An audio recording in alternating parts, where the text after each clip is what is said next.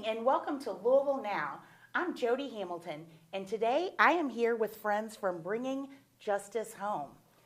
Please meet Constance and Maria. Hi. How are you guys? We're doing good, thank you. Good. Thank you so much for being here today. We appreciate that. Thanks. So I want to talk about some conversations from the kitchen to community life. Take us back to the moment that, what were you doing when the idea for Bringing Justice Home first came to life? Sure. So we had been involved in food ministries off and on for 10 years. And as the pandemic started, because a lot of these volunteers are older adults, some of these pantries were shutting down.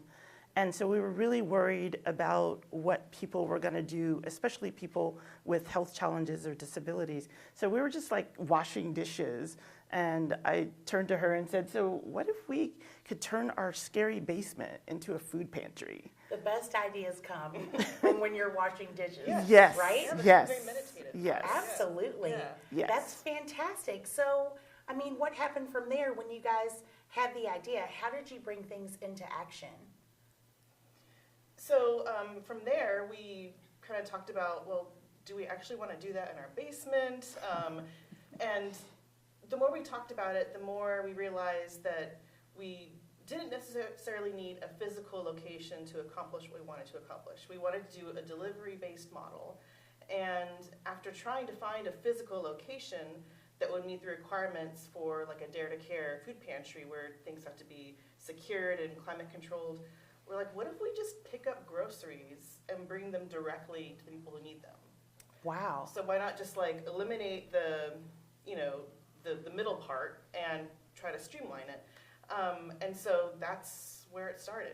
Simplicity wins. Mm-hmm. Yes. Simplicity Yes. wins, Yeah. right? It's very Yes. simple. Yes. It's very basic, but it's very effective, isn't it? Right. Yes. Excellent, excellent. So the phrase healthy at home kind of meant hungry at home, and that's very powerful. So how did you see that play out in our community, Constance? Yeah, so we were really all in with the broadcasts from the governor, every day at 4 o'clock, and Healthy at Home was our thing. We were all in with that and taking the pictures and putting them on Facebook and just, trying to flatten the curve. But we kind of realized that, it's easy for us to order from Amazon, to use Kroger pickup, to do all these things to get what we need. But if you don't have a car, if you don't have the financial means, then, healthy at home was really, you're hungry at home and you don't know how to get food and where to go and how to get masks and hand sanitizer and toilet paper and all of that. So That's the truth, and it's so impactful. It's so very impactful. So in those early days, how did you actually get food supplies into people's homes? How did you physically do that, Maria? So we were placing pickup orders for ourselves. Constance would take the order from our neighbor. So we use the word neighbor specifically instead of like client because we're trying to do this in a really relational way instead Absolutely. of like a you're not in a waiting room with a number, like we're people having a relationship. So Constance would place the order, we'd go pick it up. In the early days, it was just the two of us. We didn't have volunteers yet. And we would just go directly to the neighbor's home, all masked up and everything, and carry stuff inside if they needed it, or in some cases just leaving stuff on the porch, depending. And it was just a very simple way of getting the food to the people who needed it. Because if you were relying on food pantries that were shutting down, or if you had health conditions that made it, you should not be out in the wild, this was a way of getting the food to the people who needed it. Wow. I mean, that's truly incredible because we're talking about accessibility. Yes. Right? We're Yes. talking about accessibility, equality for everyone in the Yes. community, not just those that can get it delivered. Yes. Yeah, I think so. How has your mission grown or evolved since those first deliveries, Constance? Well, I think we've grown from when we started, we had resources. I think we thought we could serve 10 neighbors. Now we're serving 52, and we're headed hopefully to 64 this year. So the size, we have all these wonderful volunteers, one of which you're going to meet later. that are helping us, reach more people. And I think we're more just focused on the fact that because you have a disability or because you have a health condition, that shouldn't de facto exclude you. And so we're thinking about, things that we're doing marginalize people and keep them from having access, or we don't consider them, when we're making a program. And so just really kind of focusing on how can we reduce barriers and have access for everyone. That's truly incredible that you guys have reduced barriers for everyone in the community, right? Just not those that are able to pay for it. Yes. So, Maria, what does justice mean in bringing justice home? Well, this is another kitchen conversation as we were like, what are we Washing dishes again? Yeah, like what are we going to call ourselves? And we wanted justice at the heart of it. Because in part, food justice, that is a thing. And we also wanted to communicate this idea that justice is not like this external thing that we have to aspire to. It starts with yourself and your own actions. I'll let Constance expand on it. Yeah, she's the poet. No, yeah. that's really good. But that justice begins here in our hearts, and we can practice. That's so beautiful. Yeah, we can practice justice in little ways every day. We don't have to wait, for the apocalypse or the whatever for it to come, and Absolutely. From somewhere else, from Metro Hall. Metro Hall isn't going to really bring us justice. We need to be involved in doing that. I love that. So for you ourselves. guys are starting with the little things. It's the little foxes that spoiled the mind. Just the tiniest things are making such a big difference in our community. So thank you both for what you do. If there was one last thing that you wanted to say to the community, what would either of you say to let the community know? Go for it. Well, we don't need a crowd, but we need you. We need your heart, your passion for making a difference, and we invite people to join us. We're always looking for board members, volunteers. We want to grow this. We're all volunteers, so we want to grow this into a true movement. How can someone volunteer? Our Or how can they get in touch? Yes, our website is bringingjusticehomelou.org/volunteer. Great. Thank you both so much for being here today. This is fantastic. And now we will be right back with Louisville Now. We are very excited to have you here as we move forward with a project that represents our commitment to providing world-class learning environments for every child. The construction of a brand new Carrick Elementary School will do that. The project is expected to be completed in 2027 with the doors opening to our students in August of that year. A total construction cost of over $30 million. The walls we build here will one day be filled with laughter, questions, and the excitement of learning. This space will be more than rooms and desks. There will be space and places for imagination to thrive, for discoveries to be made, and for lifelong friendships to form. I'm so excited for a new school.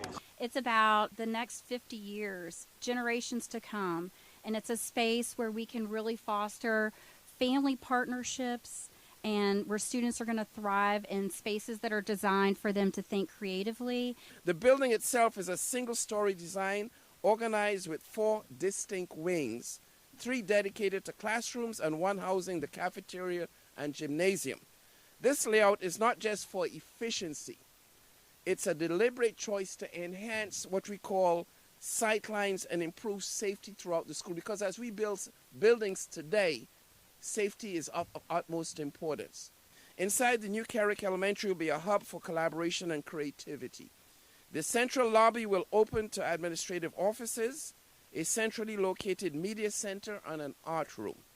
The corridors themselves are dynamic spaces with nodes where key functions can spill over, and they can create breakout areas for things like small group learning. I'm excited because I want my little cousin to feel the Carrick experience like me and feel welcome. So the new building is going to carry on traditions from Carrick, the Carrick that we've known. We're going to bring it into this next century where it's going to be a place where students and families can thrive in a learning space together.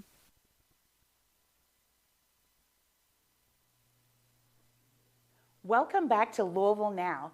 Thank you so much for joining us today. I'm Jody Hamilton. So today, I have Terry here with us. She is not just a volunteer, she is a bringer at Bringing Justice Home. Welcome, Terry. Thank you so much. Thank you for being here today. So tell us about what you do. Well, I am actually a bringer, which means I constantly them take care of getting the orders. I go to Kroger, pick them up, and then take them to the neighbor's house and deliver them to them. Perfect. So how did you first hear about it? Well, actually, I had retired and was looking for volunteer opportunities and had volunteered with Dare to Care. So on their website, they have all these opportunities available, and I happened to see this one, and I thought, well, that sounds really interesting. So I contacted Maria, who contacted me back, and got involved from there. Wow, and the rest is history, The right? rest is history, yes. So what does being a bringer look like in a typical month? In a typical month, well, usually about 2 weeks before that month starts, we have a sign-up that we can sign up for days that we're available. Generally, I sign up for Tuesdays and Fridays, usually in the morning. Sign up for however many days we can do that month, and then they schedule us deliveries according to our schedule that we can do. Wow, that's fantastic. Uh-huh. So is there a particular delivery or interaction with a neighbor that has really resonated with you or just really stayed with you? There's probably many. It's so funny because, when I first started this, I'm thinking, I don't know how comfortable I'll be. But these neighbors are just wonderful. I've met some of the sweetest, greatest people. There's one couple that I deliver to every month, so they got to know me. They know my schedule, they know my grandkids, they know all about my life, and we just can sit and chat and talk about our lives together. And it seems like that's the reward, isn't it? Absolutely. Building those relationships. I think I get more from it than they do. Really? It's just really a heartfelt feeling when you leave there and you've made them happy, and I'm happy and they're happy. Terry, that's wonderful. Yes. That's absolutely wonderful. So how has volunteering with BJH changed your perspective on food insecurity? Well, it's really opened my eyes. I don't think I ever realized it as much. First, I volunteered with Dare to Care, and you see the impact there of the people who come and need the food. And then you see kind of another side of it, where these people get to pick food that they like, food that they want to eat. And we take it to them, and it's what they want to have. And it just opens your eyes to how people don't have everything that we think I may take for granted because I don't need that help. But it really opens your eyes to see how people are needy and need that help. So there is a bigger need in the community than what people think. Is that what you're saying, Terry? Absolutely. From what I've seen at Dare to Care and through this program, it's really amazing the people who need this help. Wow. Yes. Wow. Yes. Thank you again for what you do, Terry. Yeah, I love it. Absolutely. I love it. So what would you tell someone who's considering getting involved with Bringing Justice Home? I would tell them take that opportunity because you'll get more out of it than what you put into it, what you think. I mean, it's just awesome. I've met some of the greatest people, and it's just so fun to see their light shine after you leave them. It's so wonderful.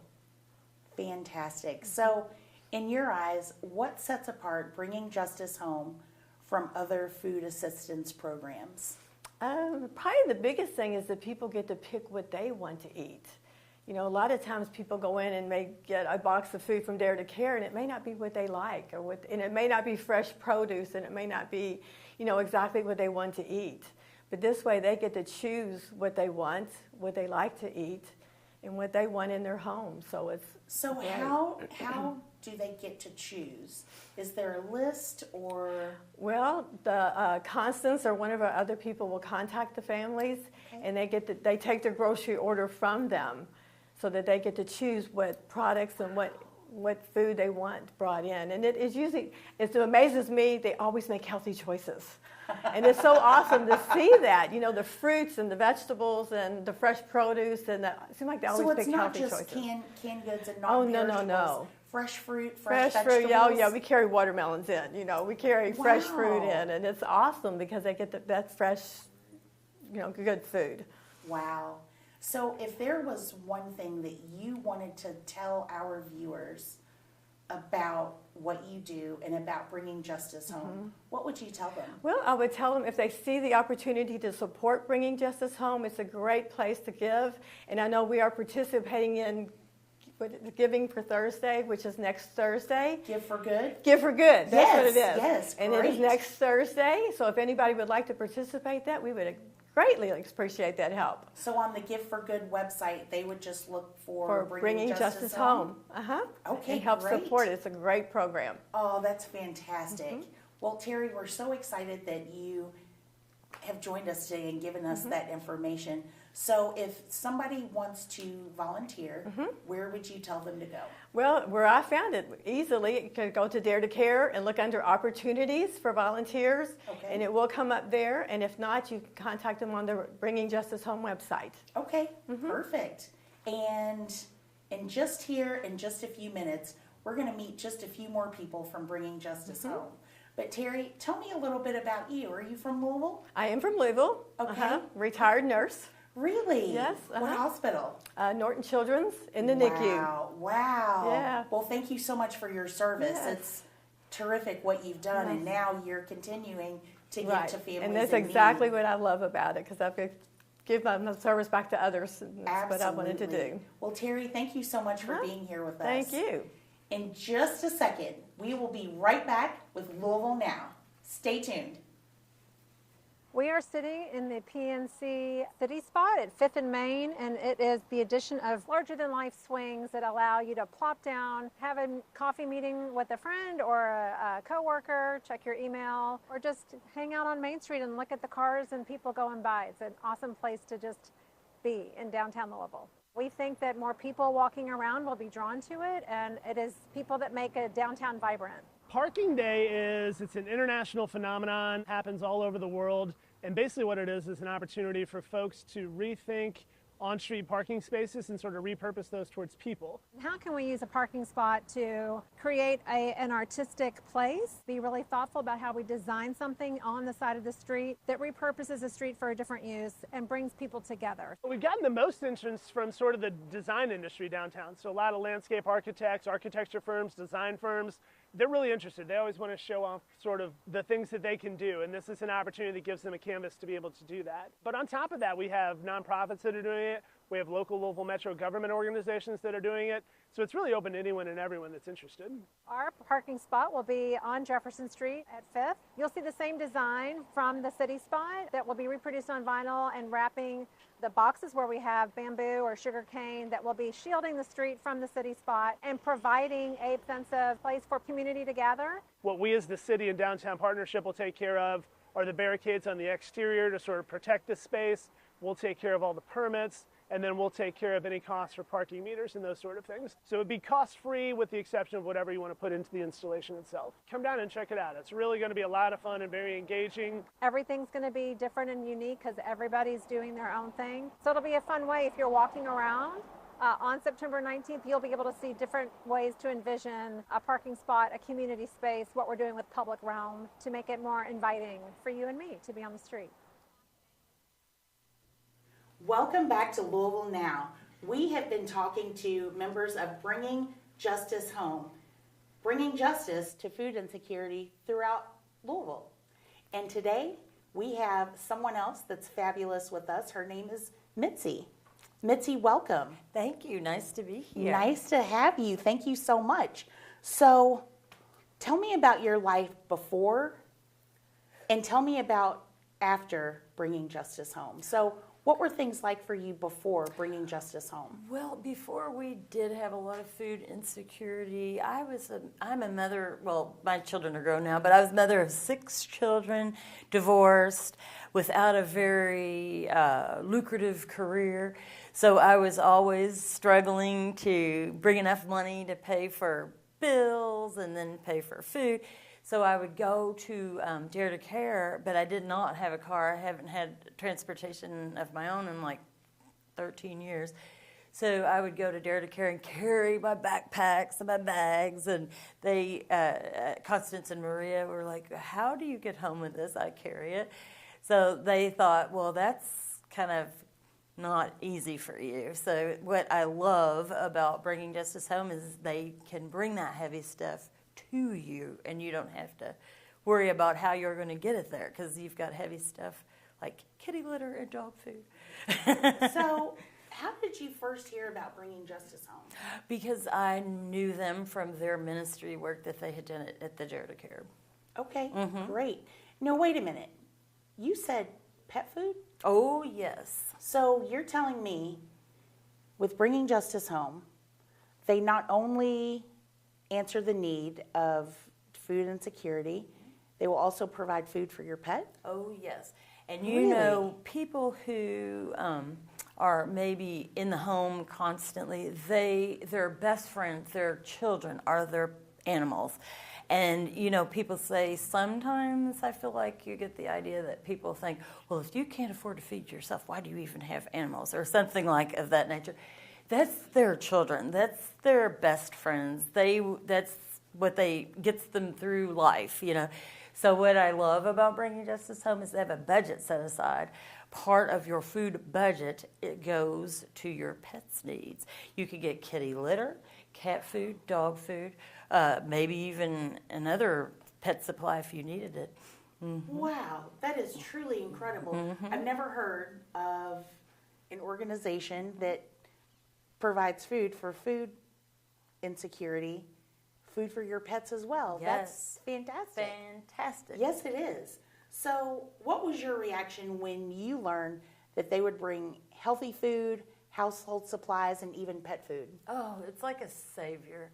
They're like saviors. I feel like they just thought, how can we help people that need it the most? And it's not like everything's for them, it's for what they can do for other people, which is, it's just remarkable that they put so much of themselves into what they do.